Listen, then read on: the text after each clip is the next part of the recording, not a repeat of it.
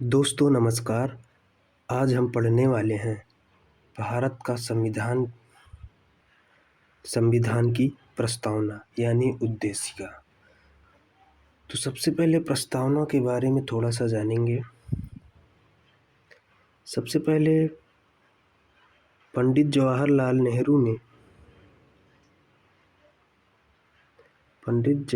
नेहरू ने जब संविधान सभा की दूसरी बैठक हुई थी 13 दिसंबर 1946 को,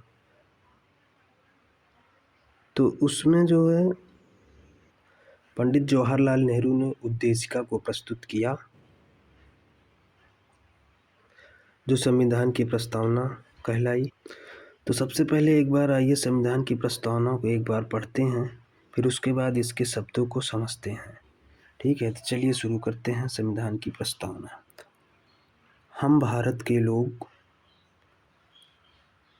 भारत को एक संपूर्ण प्रभुत्व संपन्न समाजवादी पंथ निरपेक्ष लोकतंत्रात्मक गणराज्य बनाने के लिए तथा उसके समस्त नागरिकों को सामाजिक, आर्थिक और राजनैतिक न्याय, विचार, अभिव्यक्ति, विश्वास, धर्म और उपासना की स्वतंत्रता, प्रतिष्ठा और अवसर की समता प्राप्त करने के लिए तथा उन सब में व्यक्ति की गरिमा और राष्ट्र की एकता और अखंडता सुनिश्चित करने वाली बंधुता बढ़ाने के लिए दृढ़ संकल्प होकर अपनी इस संविधान सभा में आज तारीख 26 नवंबर 1949 ईस्वी मिति मार्ग शुक्ल सप्तमी संवत 2006 विक्रमी को एतद् द्वारा इस संविधान को अंगीकृत, अधिनियमित और आत्मार्पित करते हैं। तो हमने संविधान की प्रस्तावना को पढ़ा। अब हम संविधान की प्रस्तावना के बारे में थोड़ा जानेंगे। तो संविधान की प्रस्तावना के जो विचार हैं वो कहाँ से लिए गए हैं। तो संविधान की प्रस्तावना के जो विचार हैं वो आपके अमेरिका से लिए गए हैं। कहाँ से लिए गए हैं? अमेरिका से।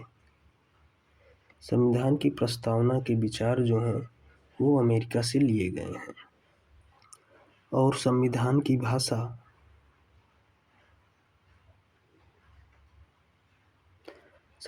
भाषा जो है वो ऑस्ट्रेलिया के संविधान से लिया गया है। ऑस्ट्रेलिया के संविधान से लिया गया है। अब हम जानेंगे भारत के लोग। हम भारत के लोग से तात्पर्य है कि संविधान की शक्ति जो है, हम भारत के लोग से तात्पर्य है संविधान की शक्ति जो है भारत के नागरिकों में यानी भारत के लोगों में निहित है।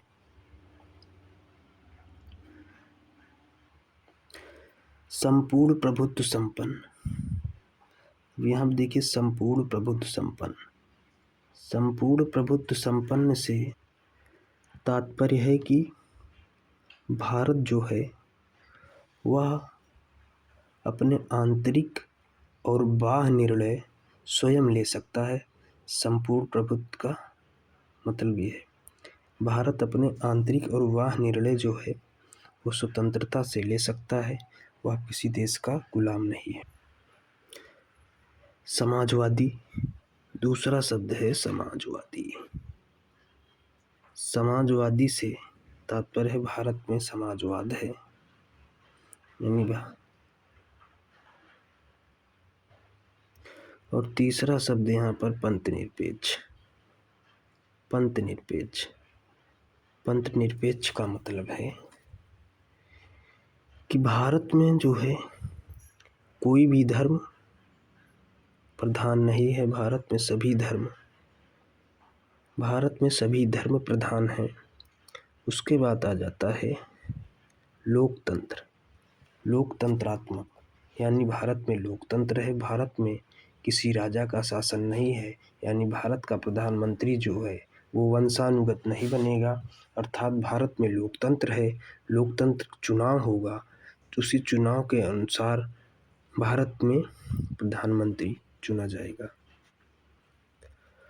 और गणराज्य से तात्पर्य है यहाँ भारत गणराज्य है, भारत में संविधान लागू है, भारत में वंशानुगत शासन नहीं है।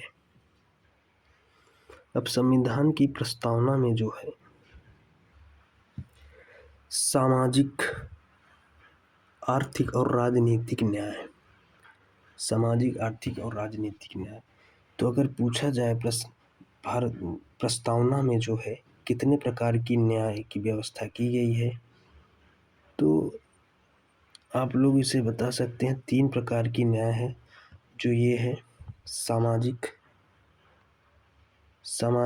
आर्थिक और राजनैतिक, 3 प्रकार के न्याय हैं। सामाजिक न्याय, आर्थिक और राजनैतिक न्याय। विचार, अभिव्यक्ति, विश्वास, धर्म और उपासना की स्वतंत्रता। संविधान की प्रस्तावना में कितने प्रकार की स्वतंत्रता है, ये क्वेश्चन पूछा जाता है, तो आप लोग बता सकते हैं संविधान की प्रस्तावना में जो स्वतंत्रता है वो 5 प्रकार की है। 5 प्रकार की स्वतंत्रता है। न्याय जो है वो 3 है। और समानता की बात करें तो प्रतिष्ठा और अवसर की समता है। 2 प्रकार की समानता है, प्रतिष्ठा और अवसर की समता। समानता 2 प्रकार की है।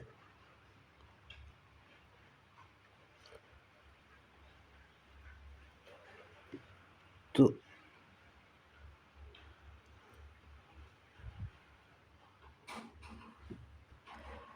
व्यक्ति की गरिमा और राष्ट्र की एकता और अखंडता सुनिश्चित करने वाली बंधुता बढ़ाने के लिए दृढ़ संकल्प होकर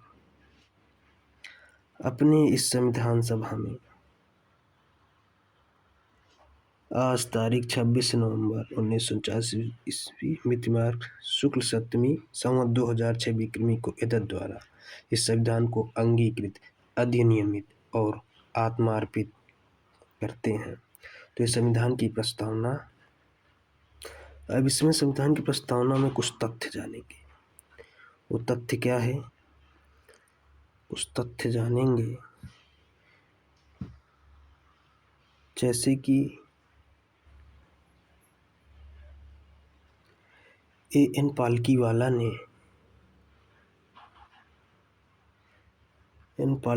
ने संविधान की प्रस्तावना को क्या कहा है पता है? संविधान की प्रस्तावना को परिचय पत्र कहा है। कौन कहा है? एन पालकीवाला ने संविधान को परिचय पत्र कहा है। और किसने प्रस्तावना को संविधान की कुंजी कहा है? किसने प्रस्तावना को कुंजी कहा है? आत्मा कहा है प्रस्तावना को संविधान की आत्मा, तो BR अम्बेडकर ने।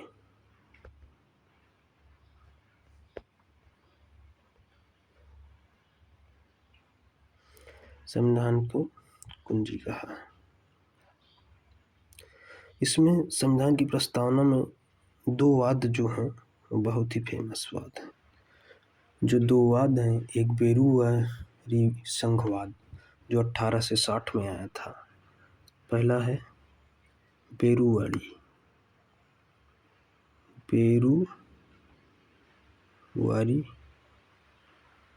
वाद, इसको समझ लेना, बेरूवारी है भाई ये, ठीक है। बेरूवारी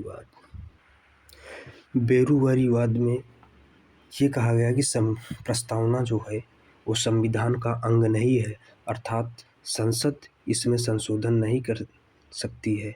उसके बाद आया केशवानंद भारती वाद 1773 में सुप्रीम कोर्ट ने अपने ही निर्णय को पलटते हुए यह माना कि प्रस्तावना जो है संविधान का अंग है और इसी केशवानंद भारतीवाद में प्रस्तावना को मूल ढांचे को माना और केशवानंद भारती को प्रस्तावना या संविधान का रक्षक भी कहा जाता है। तो माननीय न्यायालय ने इसी वाद में मूल ढांचे का प्रयोग किया। इस वाद में यह माना कि प्रस्तावना जो है संविधान का अंग है, संसद इसमें संशोधन कर सकती है लेकिन मूल ढांचे को छोड़कर। तो इसमें हमने प्रस्तावना को पढ़ा और जाना। अगर आपको वीडियो पसंद आए तो लाइक करिए, शेयर करिए और सब्सक्राइब करिए। धन्यवाद। मिलते हैं अगले वीडियो में।